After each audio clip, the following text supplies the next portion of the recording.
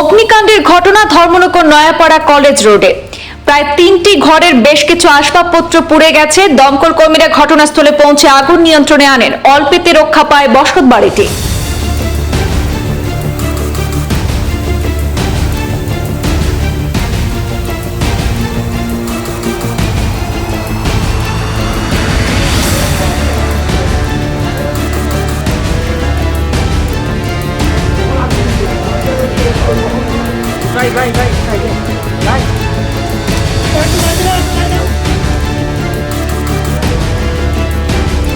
জানা গেছে, উত্তর ত্রিপুরার ধর্মনগর নয়াপাড়া কলেজ রোড এলাকার কৌশিক দাসের বাড়িতে থাকা ভাড়াটির ঘরে আজ অগ্নিকাণ্ডের ঘটনাটি ঘটেছে।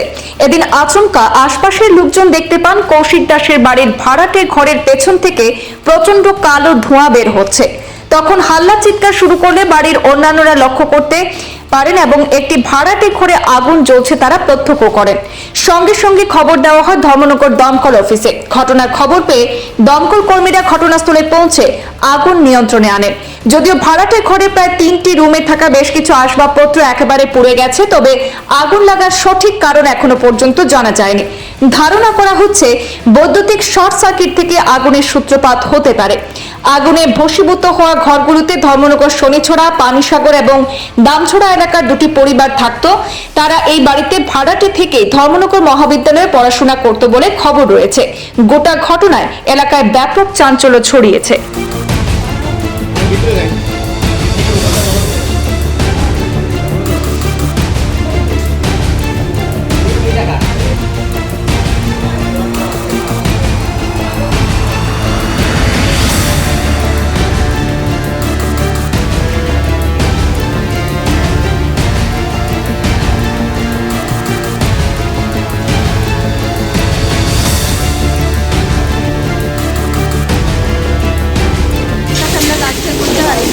কতটুকু কিটা কিটা জিনিস আছেন ঘর?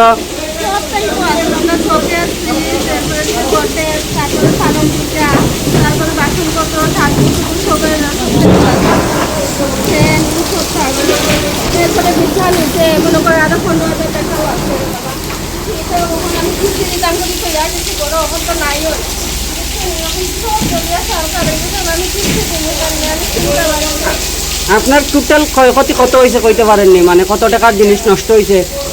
আমার 5-7 লাখের মতন জিনিস ক্ষতি হয়েছে। কাগজপত্র তো কিছুই নাই। আপনারা গ্যাস লাইন কোথায়?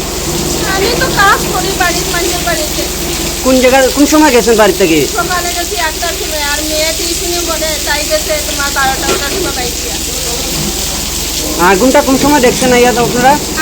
আমি তো দেখছি না, লাগা করে মেয়েটা দেখছে, এখানে তাই বাই দিয়ে গেছে।